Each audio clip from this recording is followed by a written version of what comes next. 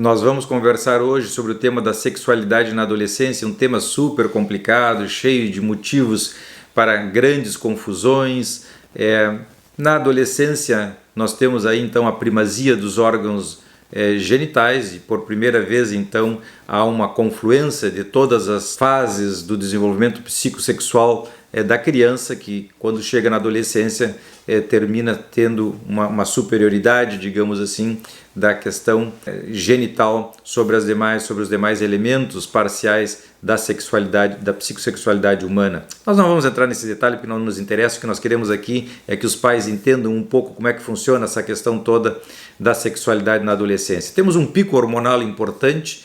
É a primeira vez, então, que o ser humano tem a capacidade ou a possibilidade de exercer o coito, de colocar em prática o coito com a penetração do pênis na vagina, por primeira vez, de uma forma eficiente. Até então eram fantasias ou coisas realizadas, ou desejos realizados, ou fantasias realizadas de forma parcial. Aqui, por primeira vez, então, através do pico dos hormônios e da fisiologia, que permite, de alguma maneira, a realização do ato sexual, surge todo esse estímulo com as modificações sexuais primárias e secundárias no adolescente, que faz então com que ele comece a olhar para esse tema por primeira vez de uma maneira mais acentuada. Mas é um tema super complicado na história da humanidade. A sexualidade sempre foi complicada, geradora de grandes conflitos e grandes tensões. Não vai fugir, evidentemente, esse período da adolescência dessa questão toda. O fato de surgir na cabeça do adolescente determinadas tendências e necessidades faz com que ele tenha que romper uma série de coisas importantes, em especial na dinâmica da relação da casa com os pais. Até então, o casal dos pais tinha sido a coisa mais importante para a criança. A criança é concebida, gestada, parida e criada dentro do ambiente da casa. Os pais passam a ser um grande modelo, passa a ser a grande relação de amor do bebê, do nenê, da criança e mesmo do adolescente depois. Em algum momento o adolescente tem que fazer uma certa ruptura com tudo isso para poder olhar para fora da casa.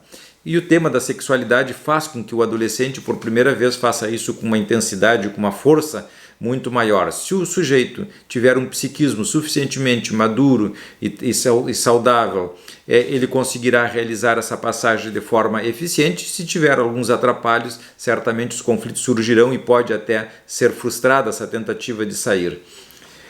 A sexualidade humana, ela tem três componentes.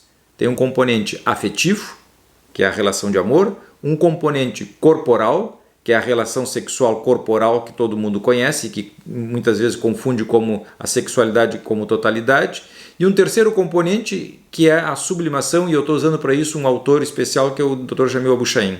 Para Freud não era assim, para Klein não era assim, para muitos autores não era assim. Abushahim então coloca a sublimação como o terceiro item da sexualidade. E o que é a sublimação? É a capacidade de desviar os fins sexuais dos objetivos diretos para outros secundários, ou seja, a criação. Então a criação também tem que ver com o tema da sexualidade, o trabalho, a capacidade de produção e tudo mais. Então nós temos a afetividade, a corporalidade e a capacidade criativa, seguindo esse autor.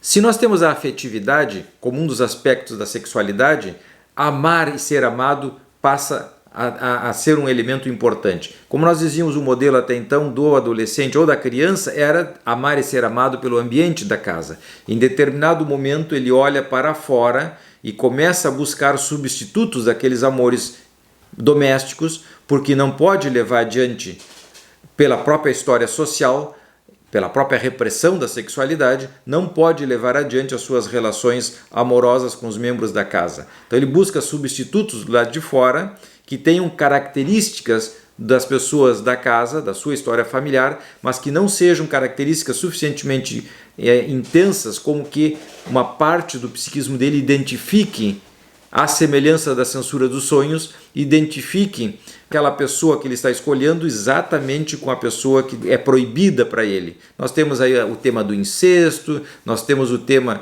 da proibição do incesto, do horror ao incesto, proibições ancestrais que provocam grandes ansiedades no ser humano. Então isso é gerador de mal-estares enormes nas escolhas de amor, por isso às vezes a relação funciona durante um tempo, não funciona outro tempo. E aí nós temos a sexualidade afetiva se insinuando intensamente por trás das escolhas silenciosas que os adolescentes fazem. Mas ao mesmo tempo nós temos a questão corporal. A questão corporal também é a primeira vez, porque amar o adolescente amou desde que estava na barriga, digamos assim, o amor, ainda que fosse um amor narcísico, onipotente, arrogante de um fetinho que desconsidera a mãe, ou o amor dos primeiros meses ou dos primeiros anos de vida, que pode ser um amor narcisista, onde ele desconsidera as pessoas que estão na volta da casa, mas existe uma relação de dependência e tudo mais que faz com que os modelos de amores, digamos assim, domésticos vão passando por diferentes fases do próprio desenvolvimento do ego da criança, fazendo com que ele tenha vivências e relações muito específicas em cada momento. Tudo isso é amor. É complexo, para que as pessoas entendam em casa, é complexo, não é uma coisa tão simples, simplesmente assim, acontece porque acontece, à semelhança do mundo animal. No mundo humano existem uma série de transformações. O mundo animal é instintivo, o mundo humano é pulsional, ou seja, as experiências vão corrigindo e modificando uma série de coisas que faz com que nós possamos ir crescendo e adquirindo e melhorando e sofisticando o pensamento. No mundo animal não, tudo é determinado, pré-determinado e fica assim uma geração atrás da outra, é transmitido geneticamente. Essa é uma das grandes diferenças que tem entre o mundo animal e o mundo humano. Voltando para o ser humano e para a questão da sexualidade. Então a afetiva passa por essas diferentes transformações até que em determinado momento o adolescente tem que optar por buscar alguém parecido, mas não igual aos pais. E a corporalidade também passa a ser de alta tensão, porque ele tem que se experimentar, ele tem que se provar, e o corpo é grande gerador de angústia e de mal-estares. Mostrar o corpo, sentir o corpo, se testar, se provar, saber se vai ser potente o suficiente, capaz, se vai ser fértil, muitas vezes até a angústia de castração, ou seja, as ameaças dentro da cabeça do indivíduo que levam que ele tenha dúvida da sua potência, faz com que a menina na adolescência engravide, ou o casal de adolescentes engravide, aborte sistematicamente numa tentativa de se testar para saber se realmente é capaz ou não, isso a nível totalmente inconsciente e claro, por falta de orientação dos pais e tudo mais dentro do ambiente da casa, quando há uma repressão sexual muito intensa dentro do ambiente da casa e esses temas não podem ser conversados como nós estamos fazendo aqui com toda franqueza diretamente. Então surge uma série de conflitos que vão fazendo com que, já fugindo da normalidade, aqui já estamos na neurose, digamos assim, com conflitos e sintomas, que a gravidez nesse caso seria um sintoma de uma elaboração complicada da sexualidade, mas esses temas então vejam que o corpo é um grande gerador de conflito e a pessoa tem que se testar, se provar, se examinar e etc, etc. Tanto é assim que a impotência sexual ela é muito mais comum na adolescência do que as pessoas possam imaginar. Os adolescentes, sobretudo quando estão se iniciando sexualmente, são as pessoas que mais consomem medicamentos para melhorar a resposta sexual ativa durante o ato sexual, porque estão muito angustiados por dentro, estão muito assustados. E esse susto tem que ver com o tema da iniciação sexual. E surge então o que nós chamamos de angústia de castração, que é essa angústia que vem de dentro do sujeito como produto das ameaças e proibições. A sexualidade é o tema que mais provoca complicações na espécie humana, porque tem uma história ancestral, milenar de confusão ou de confusões relacionado com o tema da sexualidade. É a relação entre pais e filhas, a relação entre irmãos, o incesto, a proibição do incesto, o tabu do incesto, a organização da sociedade e a própria civilização, a cultura que surge a partir de uma série de proibições e organizações sociais que vai fazendo com que os indivíduos se organizem de uma forma diferente. Na medida em que o sujeito, crescendo, adolescente, começa a sentir essas necessidades todas, esses desejos todos, ele tem que se desencaixar de um jeito de ser e se reencaixar numa outra dimensão. Isso custa trabalho, é difícil, implica em rupturas com modelos amorosos da casa, rupturas com ideologias e pensamentos. Não é por acaso que nesse período o adolescente se desorganiza, briga com os pais, vira comunista ou extrema-direita, fanático, diz coisas ofensivas, rompe tudo com muita virulência, coisa que os pais não entendem muito bem de onde vem e por quê. Antes tinha uma relação super amorosa, querida, mimosa dentro de casa, e de repente o adolescente enlouquece e passa por um período de rupturas violentas, e os pais não conseguem entender que isso é um momento de passagem de casa para a rua, digamos assim, do mundo interno, da casa familiar para o mundo externo, e atuam uma série de dificuldades, se colocam na frente, abrem os braços, proíbem, não deixam, cortam o dinheiro, recriminam, tiram o computador, tiram o celular, botam de castigo, estabelecem horários mais rígidos do que deveriam, não acompanham o adolescente nas suas saídas, não levam, não trazem, dão castigos de toda ordem, direto ou indiretamente, porque é o tema da sexualidade, da ruptura com os pais que está por trás. Ao mesmo tempo, romper com os pais dentro desse contexto de buscar a sua própria vida, a sua própria história, seus próprios amores, ainda que apoiado na relação de amor com os pais, gera uma culpa enorme no adolescente. Quanto maior a culpa, maior a severidade das críticas dentro dele, quanto maior a severidade das críticas, maior a ameaça, quanto maior a ameaça, maior a necessidade de castigo, quanto maior a necessidade de castigo, novamente temos o sintoma e um feedback, a culpa e um feedback que se realimenta negativamente. Que se nós não entrarmos adultamente e cortarmos esse círculo vicioso, entendendo que é um momento vital pelo qual o adolescente passa e que ele vai ter um time de desorganização e depois vai voltar mais organizado, nós só pioramos as coisas. E dentro desse contexto, a severidade dos pais e a severidade dos adolescentes, que já têm internalizado dentro de si como herdeiros, digamos assim, de um contexto às vezes bastante duro, faz com que as relações fiquem muito mais difíceis com o tema da sexualidade. A sexualidade dos filhos mobilizam a sexualidade dos pais. Então os pais também, através das experiências dos filhos, revivem a sua própria sexualidade na adolescência. E de acordo com como passaram lá, vão reviver aqui e vão reagir frente aos filhos. Isso faz com que os filhos catalisem reações que estavam guardadas dentro dos pais e que, ao serem catalisadas, voltam a aparecer a nível totalmente inconsciente na cabeça, e os pais enlouquecem juntos e atuam juntos e se angustiam juntos e revivem as suas proibições e dramatizam com os filhos as proibições que os seus pais tiveram com eles. E vejam que nós já temos um mingau horroroso, onde a gente já não sabe mais onde é o começo, o meio e o fim.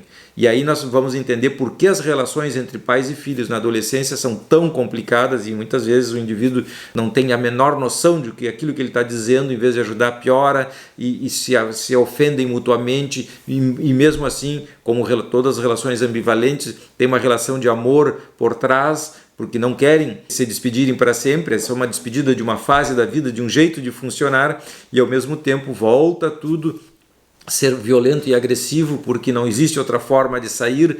Então temos esses amores e ódios dentro desse quadro de ambivalência o tempo todo presente na relação entre pais e filhos.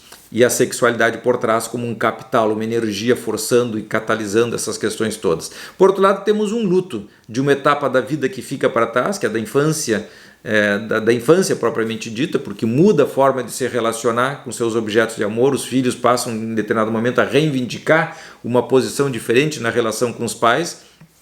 Os pais se angustiam terrivelmente, não sabem muito bem como lidar com isso, e gera conflito, e ao mesmo tempo um medo horroroso de ir para o mundo. Embora queiram abrir a porta e sair loucamente para fora, como se fossem homens grandes, no fundo ainda não são grandes, porque o crescimento na espécie humana não é linear, ele funciona por ondas, e às vezes a onda dá para trás. Então muitas vezes, frente a determinadas situações, nós regredimos a um jeito de funcionar anterior, como pode ser uma fase infantil, e depois criamos força, reorganizamos, elaboramos determinadas coisas e voltamos outra vez a enfrentar as dificuldades da vida. Então o adolescente passa por isso, só que a nível totalmente inconsciente. Ora se comporta como um adulto, ora como uma criança. Nós vemos isso muito nas meninas, por exemplo, que começam a abandonar as bonecas, começam a se ligar nos meninos da escola E lá pelas tantas, nós entramos dentro do quarto dela, elas estão brincando com as bonecas de novo.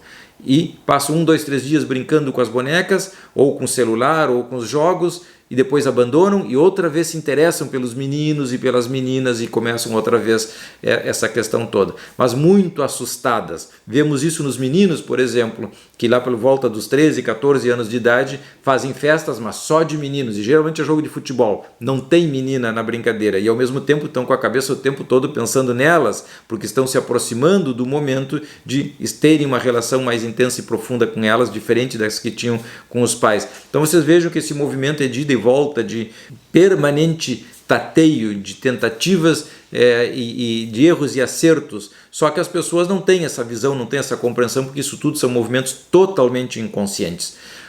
Quando a pessoa passou pelas diferentes etapas da vida, pela vida intrauterina, pela vida do recém-nascido, de bebê, da infância, e entra na adolescência com as coisas mais ou menos em paz, passou pelas diferentes etapas de uma forma mais ou menos resolvida, também vai passar pela adolescência, com esse tumulto todo, porque é próprio da adolescência, mas vai tender a encontrar uma solução mais satisfatória, vai tender a resolver isso de uma maneira mais satisfatória e vai poder então sair da adolescência e entrar na vida adulta jovem, que é a etapa seguinte, de uma forma mais segura, mais tranquila, às vezes até com o apoio dos pais, a compreensão dos pais e tudo mais, que é muito importante.